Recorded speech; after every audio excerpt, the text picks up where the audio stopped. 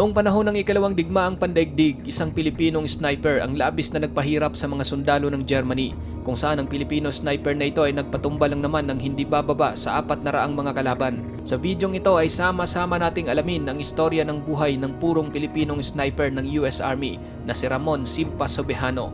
Pero bago tayo magpatuloy, isang like lamang po ang hinihingi ko para sa bidyong ito. Malaking bagay na po yan bilang suporta sa ating bawat in-upload. Back to the video. Noong June 6, 1944, ikalawang digmaang pandaigdig, isang operasyon ang inilunsad ng Allied sa kanlurang Europa na nooy sinakop ng Germany. Ang operasyon na ito ay kilala sa tawag na Battle of Normandy na mayroong codename na Operation Overlord. Sa naturang operasyon, habang sinasalubong ng puwersa ng Allied ang mainit at mabangis na labanan, isang Pilipinong sniper ng US Army na si Private Ramon Simpa Sobejano ang nooy isa sa kinakatakutan ng mga kalabang Aliman dahil sa pagiging asintado nito. Bago ang lahat mga kapatid, ayon sa kasaysayan, si Ramon Sobejano ay tubong New Lucena, Iloilo. Isa itong 4th class municipality sa probinsya ng Iloilo na mayroong 24,314 na populasyon. Walang mga report kung anong mga buwan at petsa isinilang si Ramon.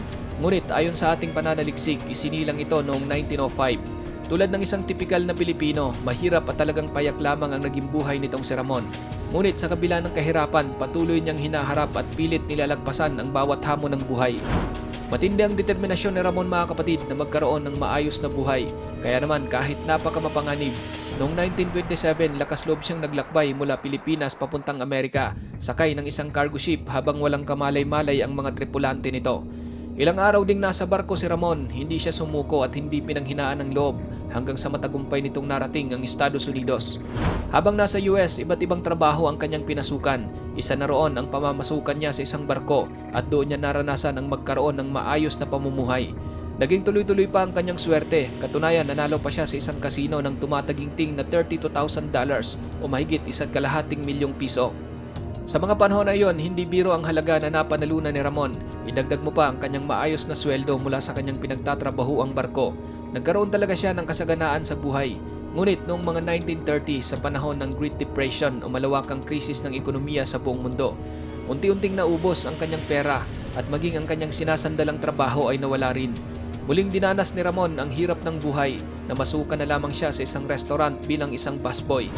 Noong 1939 nang sumiklab ang ikalawang digmaang pandaigdig, isa si Ramon sa mga hindi Amerikano na napabilang sa US Army. Kasama siya sa Company A, 355th Infantry Regiment, 19th Infantry Division bilang isang sniper.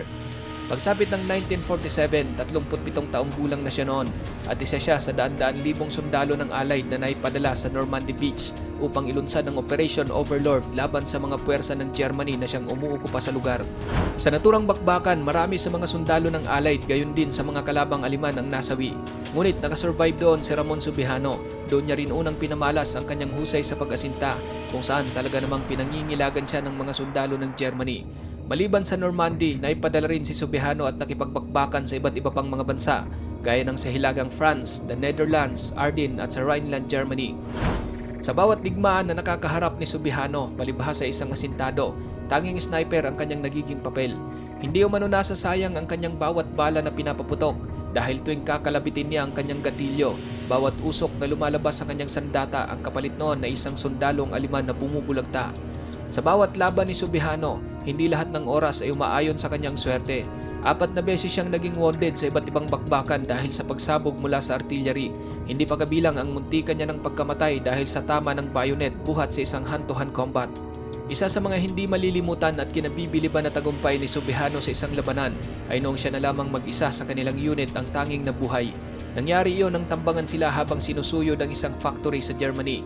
Matapos tumahimik ang nakakabinging putok ng baril mula sa mga kalaban, wala na siyang nakikitang senyales na mayroon pang buhay sa kanyang mga kasamahan.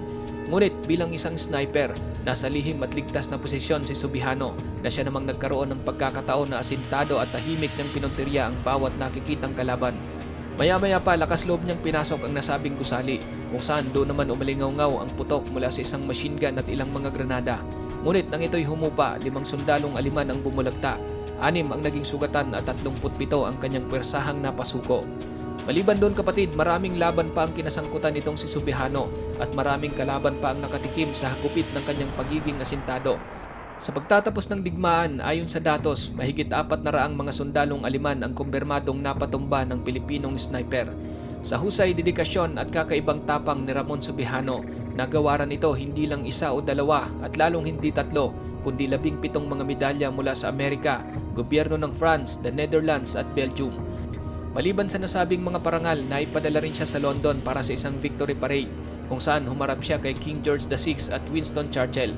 Pagsapit naman ng May 31, 1952 sa observance of Memorial Day sa Amerika, na-feature si Subihano sa front page ng The New York Times, kung saan sa kanyang larawan ay nakasulat ang mga katagang, "A salute to the warded from a decorated hero." Nakadaupang pala din niya at nagbigay pugay sa kanya ang mga kilalang personalidad ng Amerika na katulad nila Marilyn Monroe, dating Senator Edward Kennedy at dating presidente na si John F. Kennedy. Lubos na pinaghirapan ni Subihano ang kanyang mga medalya sa digmaan, kaya naman ganun na lang ang kanyang labis na pagkalungkot ng isang araw ay bigla itong nawala sa kanyang tinutuluyang apartment. Ngunit sa tulong ng dating senador na si Ted Kennedy, napalitan ng Department of Defense ang lahat ng medalyang ninakaw sa kanya. Pagsapit ng September 16, 1988 sa edad na 83, pumanaw si Ramon Simpa Subihano sa Veterans Memorial Hospital na matatagpuan sa New York City. Naging matunog sa buong Amerika ang pagkamatay ni Subihano. Katunayan, noong September 18, 1998, 2 araw mula sa kanyang pagpanaw, naglabas ng kwento ang The New York Times na mayroong pamagat na Ramon Subihano 83, Hero of World War II. Sa kabilang panig naman ng Amerika, naglabas din ang The Los Angeles Times ng kwentong may pamagat na One-Man Army, kung saan nailagay pa ito sa Library of Congress sa Washington, D.C.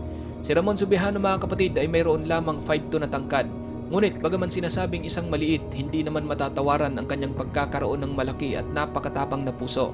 Nakipaglaban ito na tinataglay ang hindi pangkaraniwang dugo ng isang bayani. Bagaman nakipaglaban ang taong ito sa ilalim ng bandila ng mga Amerikano, ngunit ang kanyang ipinaglaban ay ang kalayaan na katulad din ng hinahangad ng marami nating mga Pilipinong bayani noong World War II. Binigyang pugay ng mga Amerikano si Ramon Subihano bilang isa sa kanilang bayani. Subalit nakakalungkot lang na maaring hindi man lang siya nakikilala ng maraming mga Pilipino, lalo na sa Iloilo. Base sa mga record, kapatid, panganay sa 4 na magkakapatid si Ramon Subihano. Sinundan umano ito ni Honorio Simpa Subihano, Victorino Simpa Subihano at Lucila Subihano Sabido. Isa pa sa nakakalungkot sa buhay ni Ramon Subihano ay ang pananatili nitong binata at walang kahit isang naging anak ng bawian ng buhay. Ikaw, kapatid, ano ang masasabi mo sa kwentong ito? Para sa iyong opinion, i-comment mo na yan sa ating comment section sa ibaba. At kung nagustuhan mo naman ang video ito, paiwan naman ako ng like at pasubscribe na rin sa ating munting channel. Maraming salamat sa panonood, hanggang sa susunod na naman nating upload. Peace out!